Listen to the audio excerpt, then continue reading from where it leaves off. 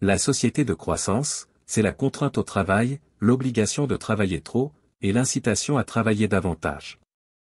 La contrainte naît de l'aiguillon de la faim.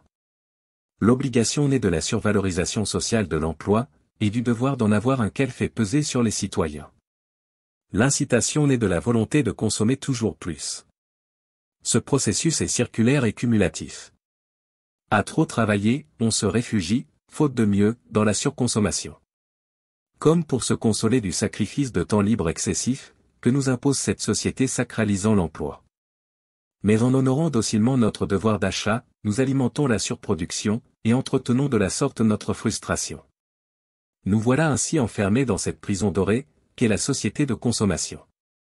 De 1945 à 1970, malgré une croissance économique continue, le niveau de bien-être des sociétés les plus riches n'a pas augmenté.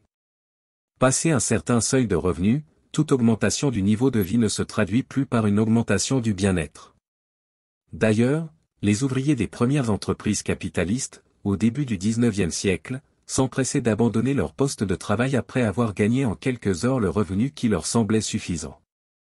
Leurs employeurs se retrouvaient dans le désarroi le plus complet. Et si ces derniers s'avisaient de les payer plus pour les inciter à travailler davantage, les voilà qui travaillaient moins encore, se contentant de maintenir leur modeste niveau de vie.